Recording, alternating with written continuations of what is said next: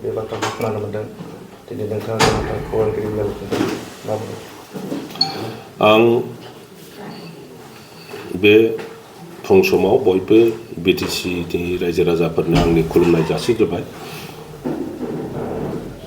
गोलाव सम गोबां परिस्थितिजों सन्मुखीन जानानै आङो जोंनि बिटिसिनि गोरों गोरा साफ्रोमबो व्यक्तिजों रायज्लायनानै फाइनाल सिद्धान्तआव फैबाय जे गाबोन 8 तारिख फेब्रुवारि खालि साननि 1 बाजियाव आंनिनो समस्ति चिरां दुवार समस्तिनि सिङाव थानाय थाइखा जरानि गेलेग्रा फोथाराव आङो इउपिपिएल दलाव जगदान जासिगोन। साफ्रोमबो मावथि रायजो राजाफोर जाय बिथांमोनहा आंजों थाफानानै इउपिपिएलनि सोद्रोमा जानानै राजनिति खालामनाय आरो हारि सिबिनाय समाज सिबिनाय खामानियाव लोगो लाफादेरनो लुबैयो बेबायदि इच्छुक व्यक्तिफोरखौ आङो खावलायहरो फै गाबोन साननि 1 रिंगायाव जों जयैनो दोलै नोगोरै इउपिपिएलआव जगदान खालामनि। दा रायजोफ्रा आंखौ सोंदों जे मानो बिपिएफ गारनानै इउपिपिएलआव जगदान खालामनो नागिरदों। बे खारना गोबां खारननि गेजेराव आं मोनसे खारना बेनो जे जोङो बयबो बिटिसिआव थि समावहाय मोननै राजनैतिक दल बिपिएफ आरो इउपिपिएल दाफुंनानै बिटिसिआव इलेक्सन गेलेबोदों बा राजनिति खालामदों। बे समनिफ्रायनो जोंनि हारियाव जोंनि समाजाव गोबां धरनि दाङाबाजि नांलायनाय खमलायनाय एना एनि जाबोनायखौ जों बयबो मिथिगौ। दा ओरैबायदि परिस्थितिया जे मोनसे गामियाव बिपिएफ इउपिपिएल लानानै हाबा हुखानिफ्राय सावरि बादालिनिफ्राय गावजों गाव सहानुभूति होलायलायै थांलायलायै फैलायलायै बेबायदि परिस्थितिसिम सफैदों। दा बेफोरखौ सुस्रांनो थाखाय बिभिन्न समावहाय जोंनि दैदेनगिरिफ्रा ज' खालामनायनि बे मोननै दलखौ ज' खालामनायनि सेस्ताबो खालामबोबाय थादोंमोन। दा ज' खालामनायनि बेलायाव आं बेखौनो अनुभब खालामदों आङो जिहेतु हाराजेम मुगुजे बिपिएफ दोलोनि दैदेनगिरिमोन बिटिसि दाफुंनायाव आंहाबो गोबां अबदान दङ।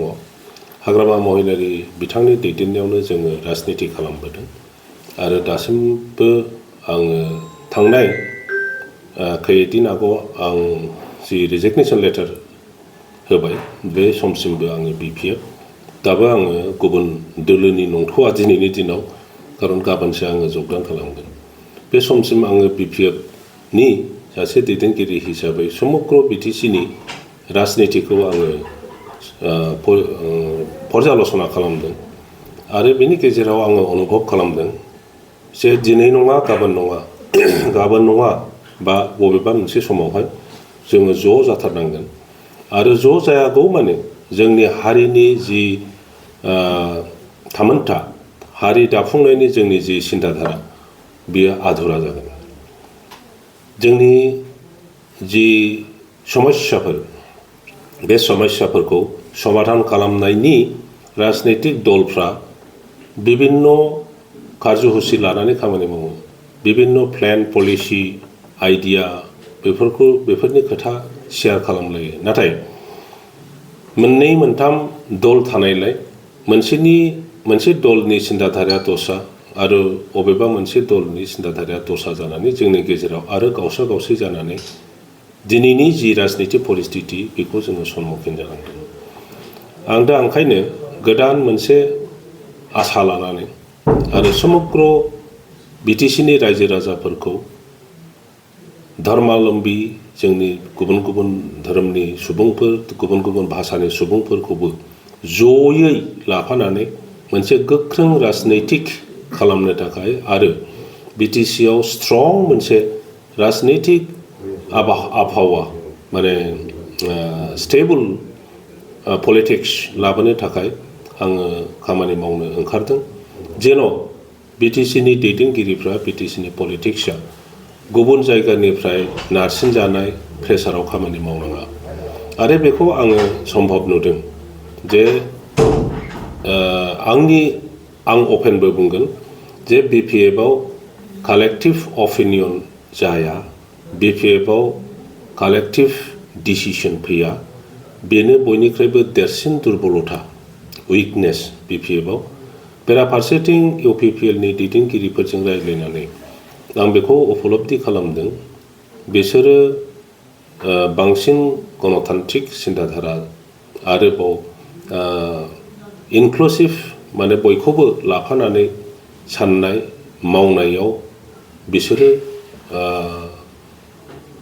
BPF-नि माबानिफ्राय लिडारशिपनिफ्राय साबसिन बे स्पेसखौ मोनो आं बेखौ नुनो मोनदों। बेखायनो UPPL-आव थानानै आङो आंनि जि साननाय रायजो राजाफ्रा जायखौ लुबैदों आंनि हथिरथ आंनि लोगोफोर BPF-नि दैदेनगिरि बिथांमोनहा जायखौ लुबैदों बेखौ रियेल सेन्सआव मावफुंहैनायनि हाबाफारि हिसाबैनो आंनो प्रथम UPPL-आव थांग्रोनोसै होननानै आंनि गोसो सिंनिफ्राय बिबेकआव हिदान्त लानानै आं बे खामानिखौ मावसिगोन। हाग्रामा महिलारिजों गोबांथार खामानि मावबाय, बेजों लोगोसेनो नोंथाङा UPPL दोलोआव जयेन जानो थांगासिनो दं। माबायदि मोनदों नोंथाङा दिनै पार्टी हिसाबै राजखान्थि हिसाबै हाग्रामा महिलारिखौ नागारलांनो थांगासिनो? जोङो एखे संग्राम खालामबोनाय मानसि, एबसुनि दिनावबो जों जयैनो एबसुनि आन्दलनखौ समर्थन खालामबोनानै भलन्टियार फर्सनि साफा सोद्रोमा जानानै जेरै हायो जोङो समर्थन खालामबोदों, खामानि मावबोदों।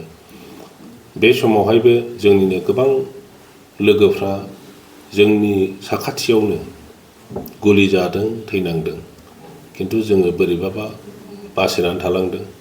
उननि पर्यायाव जों जयैनो आरोबाव BLT खालामनानै संग्रामखौ कन्टिनिउ खालामदों आरो बिनि परिणाम हिसाबै बयबो रायजो राजानि समर्थनाव आरो प्रेसाराव भारत सरकार, आसाम सरकारा सावरायनायखौ सुरु खालामनांदों। 4 बोसोर सावरायनायनि उनाव ग्रहण जग्य मोनसे पलिटिकेल एरेन्जमेन्ट दानि BTC-खौ दाफुंनाय जादों आरो बे दाफुंनायनि उनावहाय बेखौ सालायनो थाखाय मोनसे राजनैतिक प्रक्रिया नांगौ जानायलाय जोंनो जयै सावरायलायनानै BPF दोलोखौ दाफुंदों आरो बेजों लोगोसे जोंनि गेजेरावहाय दैदेनगिरिफोरनि गेजेराव मनमालिन्य जालायनानै आरोबाव BPF-ल' सृष्टि जायाखिसै, बेवहाय आरोबाव मोनसे राजनैतिक दल double P Bodoland People's Progressive Front होननायबो दाफुंजादों आरो बे समनिफ्रायनो जोंनि गेजेराव गावस्रा-गावस्रिया जाबोदों। नाथाय सम बे मोननै दोलोखौ ज' खालामनो थाखाय सेस्था खालामबाय थानाय जादों, दिनैसिम सफल जायाखै। दा बेखाय जोंबो दासिमबो सेस्था खालामबाय थादों। आंनि नुनायाव बेखौ जुदि ज' जानायखौ जिहेतु बयबो लुबैयो, ज' जानायनि उल्था रावबो थाङा। नाथाय आंनि अबजारभेसनाव, आंनि नुनायाव माखासे मानसिफ्रा गावनि स्वार्थनि थाखाय ज' जानायखौ लुबैयोबो जोङो नुनो मोनदों। दा बेनि बेलायाव आङो UPPL-नि दैदेनगिरि बिथांमोनखौ बांसिन खुला गोसोनि ज' जानायखौ बिथांमोना लुबैयो, आं बेखौ नुनो मोनदों। दा बेफोर आंनि थाखाय BPF दोलो नागारनानै UPPL दोलोआव जगदान होनाय खामानिया गोरलै खामानि नङामोन। आं बिराद खस्थ' मोनदों, किन्तु मोनसे ग्रेटार इन्ट्रेस्टनि थाखाय, BTC-बासि आरो BTC-नि भबिष्यतनि थाखाय आङो सासे दैदेनगिरि जानानै बे रिस्कखौ जुदि लानो हाया अब्ला आङो दुर्बल नेता हिसाबैसो अदूर भबिष्यतआव प्रमान जागोन। आं बेखौ साननानै दा रायजो राजाफोरखौनो आंनि सिगाङाव दोननानै समग्र BTC-बासि नेताफोरखौबो आङो खावलायनानै एपिल खालामनानै फै, जों बयबो ज' खामानि मावनि।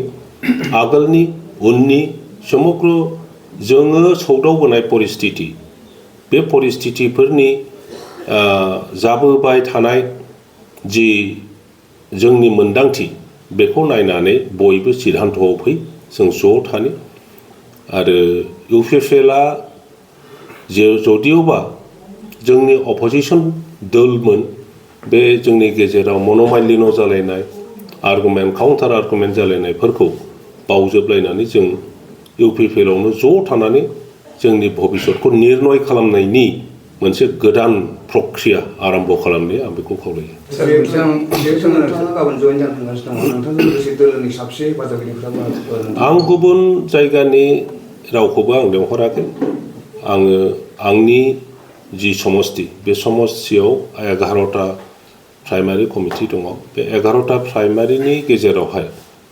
पारापक्ष जेसेबां हायो बांसिन प्राइमारिनि प्रेसिडेन्ट सेक्रेटारि आरो एग्जिकिउटिभ्सफोरखौ लानानैनो आं जगदान खालामनो नागिरदों आरो बेवहाय दहायसिम जि खबर फैदों जोंनि बिपिएफनिफ्राय जि दैदेनगिरिफोर दङ प्राइमारिनि बे गासै 400 जनसो ज' जागोन। सार नोंसिनि जितु बर'नि दैदेनगिरिनि दैदेननायाव जितु बिटिसि जाबाय आरो सारा 15 बोसोर मोनसे बिपिएफ दोलोजों लोगो नांनानै प्रत्येक समय प्रत्येक दिनानो जोंनि थाखाय गोदान मोनफ्रोमबो मोमेन्टआव मोनफ्रोमबो सानाव जोङो गोदान मोनसे परिस्थिति सम्मुखीन जायो आरो बे परिस्थितिखौ लानानैनो जोंनि साननाय हनाय खामानि मावनायनि सिद्धान्तफ्रा फैयो। जोङो जि समनिफ्राय बर'फ्रा आन्दलन खालामबोदों बे समनिफ्राय जोङो प्रत्येक समावनो गोदान गोदान परिस्थिति सम्मुखीन जाबोदों। एबसु जानानै जोङो आन्दलन जादों परिस्थिति सोलायदों भलन्टियार फर्स जादों जोङो आरो परिस्थितिया सोलायदों बिएलटि जादों जोङो आरो परिस्थितिया सोलायदों जोङो पलिटिकेल नेता जादों।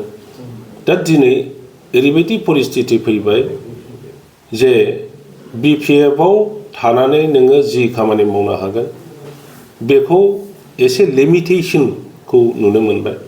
ओंखायनो आङो बे लिमिटेशना इउपिपिएलआव खमसिन होननानै आङो इउपिपिएलआव ब्रडार मोनसे स्कप थानायखौ नुहुरनानै आङो इउपिपिएलआव जगदान जानो नागिरदों।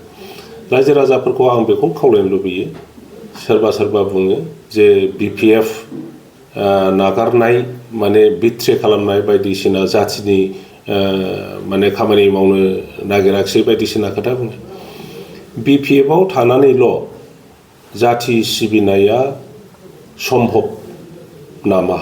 इउपिपिएलआव थानानै नोङो बे खामानिखौ मानो मावनो हाया? बिपिएफआव थाब्लाल' बियो जाथि सिबिग्रा जागोन नामा? इउपिपिएलआव होमब्ला जोंनि बांसिन बर'फ्रा दासिमबो इउपिपिएलआवनो दङ संख्या हिसाबै अब्ला बिथांमोनहा जोलैनि हांगार नामा? ओंखायनो आङो बयखौबो खावलायनोसो लुबैदों फै जोङो बयबो ज' थानानैनो जोंनि हारिनि खौसेथिनि खामानिखौ जों मावनो हारिनि थामोनथाखौ लाखिनायनि साबसिननिफ्राय साबसिन माने हाबाफारि लानानै खामानि मावनो आरो जयै थानानैनो जोंनि हारिनिल' नङा टटेल बिटिसि बासिनि भबिष्यतखौ निर्णय खालामनो।